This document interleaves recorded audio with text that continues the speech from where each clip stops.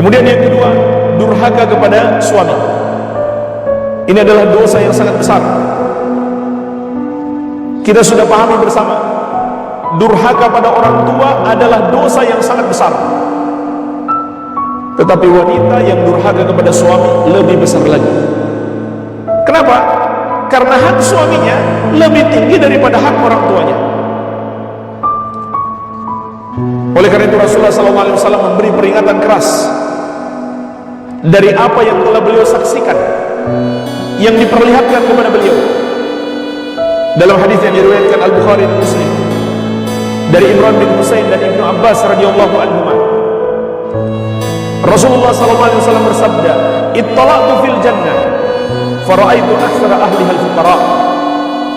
Aku melihat ke surga, maka aku dapati kebanyakan penghuninya adalah orang-orang fakir, orang-orang miskin. Wattala'tu fin nar fara'aitu aktsara ahliha an-nisa. Dan aku pun melihat ke neraka, maka aku dapati kebanyakan penghuninya adalah kaum wanita. Inilah jemaah sekalian, sebuah hadis yang memberi peringatan keras kepada kaum wanita. Kebanyakan penghuni neraka adalah kaum wanita. Dalam riwayat yang lain, Rasulullah SAW bersabda, "Uridun nar, fa idza aktsaru ahliha an-nisa yakfurna."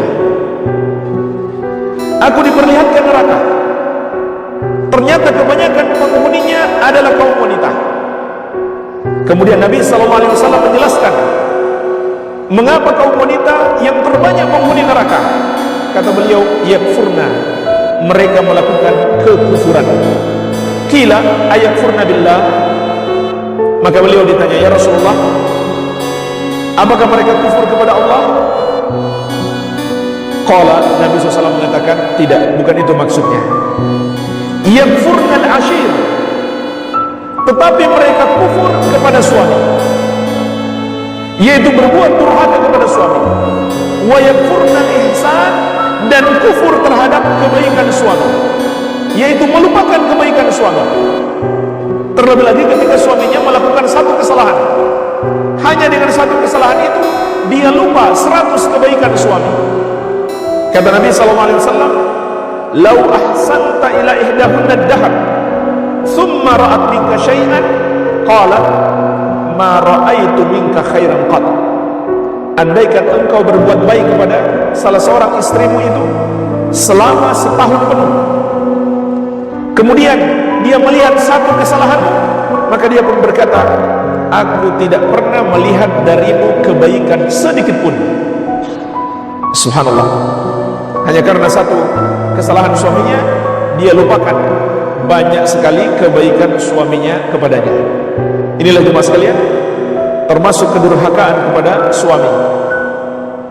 Dalam riwayat yang lain, riwayat Muslim dari Jabir radhiyallahu anhu, Nabi SAW juga menyebutkan di situ sebabnya, li'anna kunna tukthirna syakata wa takfurna al-ashir.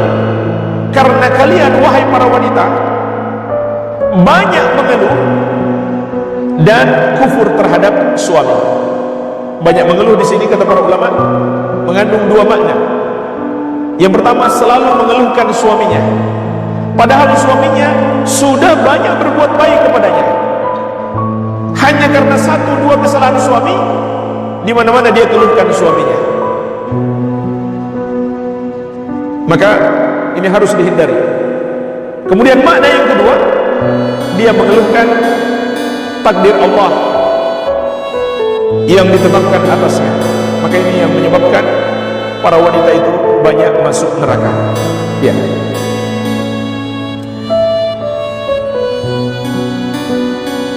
Dan termasuk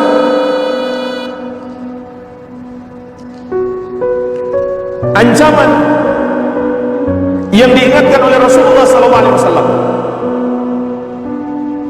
untuk wanita yang durhaka kepada suami. Dan durhaka itu mencakup semua perbuatan buruk. Semua perbuatan buruk seorang istri kepada suami itu disebut kedurhakaan. atau semua perintah dan keinginan suami yang tidak mau ditunaikan oleh istri, maka itu adalah kedurhakaan. Kecuali kalau suaminya menginginkan istrinya atau menyuruh istrinya melakukan maksiat kepada Allah, maka tidak boleh dia taat kepada suami. Itu bukan kedurhakaan. Kalau dia menentang suaminya yang menginginkan dia untuk melakukan dosa. Karena Nabi SAW telah menegaskan, la ta'ata li makhlukin fi maksiatil khaliq. Tidak boleh taat kepada makhluk dalam bermaksiat kepada Allah Sang Pencipta. Tetapi kalau suami menginginkan dia melakukan atau memerintahkan seorang istri melakukan apa saja yang tidak bertentangan dengan syariat, wajib baginya untuk selalu taat selama dia mampu melakukannya. Kalau dia tidak taat, maka itu termasuk kedurhakaan. Dalam hadis yang diriwayatkan Imam At-Tabarani dari Ibnu Umar radhiyallahu anhu, Rasulullah sallallahu alaihi wasallam mengingatkan, "Itsnani la tujawizu salatuhuma ru'usahuma." Ada dua orang yang salatnya tidak melampaui kepala mereka.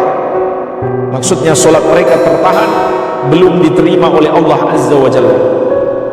Yang pertama, abdin abik min mawalihi hatta yarja ilaihi. Seorang hamba atau seorang budak yang melarikan diri dari tuannya sampai dia kembali kepada mereka. Wa imra'atun asad zawjaha hatta tarji'a. Yang kedua, seorang wanita yang menentang suaminya sampai dia kembali bertobat, maka sholatnya tertahan, tidak diterima oleh Allah Azza wa Jalla. Jadi ini juga peringatan keras bagi para wanita. Termasuk kedurhakaan istri kepada suami, tidak mau mendatangi suami ketika suami mengajaknya ke ranjangnya, maksudnya untuk berhubungan badan.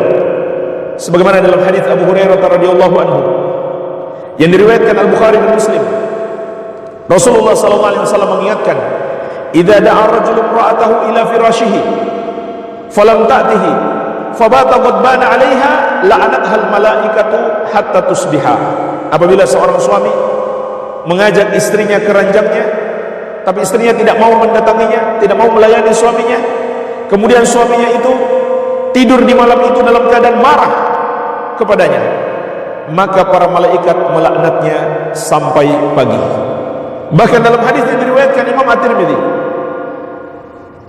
dari Talq bin Ali, Rasulullah SAW bersabda, "Ayyuma rajulin da'a zawjatahu lihajatihi falta'tihi walau kanat 'ala tan-nur."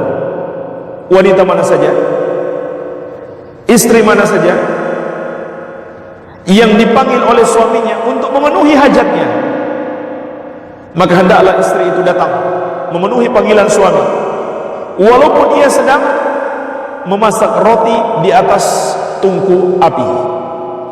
Walau sedang sibuk memasak, sibuk kerja, hendaklah dia datang memenuhi panggilan suami. Artinya semua pekerjaan rumah itu bisa ditunda, penuhi dulu apa yang menjadi hajat suami. Bahkan disebutkan dalam riwayat yang lain, walaupun dia mau keluar karena satu hajat dan dia sudah berada di atas kendaraannya, hendaklah dia turun memenuhi panggilan suami. Kemudian juga dalam hadis yang diriwayatkan Imam At-Tirmidzi dari Mu'adz bin Jabal radhiyallahu anhu, Rasulullah SAW mengingatkan, "La tu'di imra'atun zawjaha fid dunya." Tidaklah seorang istri menyakiti suaminya di dunia, illa qalat zawjatuhu minal huril 'ain, kecuali istrinya dari kalangan bidadari akan berdoa kepada Allah. Kalau dia calon penghuni surga, maka Allah sudah siapkan istrinya dari kalangan bidadari, maka mereka berdoa kepada Allah seraya mengatakan kepadanya, "La tu'zi," jangan kamu sakiti dia. "Qatalakillah," semoga Allah memerangimu. "Fa inna ma huwa 'indaki dakhil yushiku ayufariqaki ilaina." Sesungguhnya suamimu itu hanya sementara bersamamu, tidak lama lagi dia akan meninggalkanmu menuju kepada kami. Jadi ini doa para bidadari ketika istrinya di dunia menyakiti dia. Jemaah sekalian, untuk melakukan puasa sunnah sekalipun, seorang istri harus minta izin kepada suaminya, karena jangan sampai suaminya punya hajat kepadanya. Sebagaimana dalam hadis yang diriwayatkan Al-Bukhari dan Muslim dari Abu Hurairah radhiyallahu anhu, Rasulullah sallallahu alaihi wasallam bersabda, "La yahillu limra'atin an tasuma wa zawjuha syahidun illa bi'idnih." Tidak halal bagi seorang wanita melakukan puasa dalam keadaan suaminya sedang ada di rumah kecuali dengan izin suaminya. Tapi maksudnya di sini adalah puasa sunnah. Kalau puasa Ramadan, puasa wajib, tidak harus minta izin kepada suami. Bahkan kalau suami melarang, maka dia berdosa besar, enggak boleh ditaati. Kemudian lanjutan hadis, wala ta'zan fi baitihi illa bi'idnih. Dan tidak boleh dia mengizinkan seorang pun masuk ke rumahnya. Tidak boleh seorang istri mengizinkan seorang pun masuk ke rumah suami tanpa izin darinya. Baik, inilah jemaah sekalian, dosa besar kaum wanita durhaka kepada suami.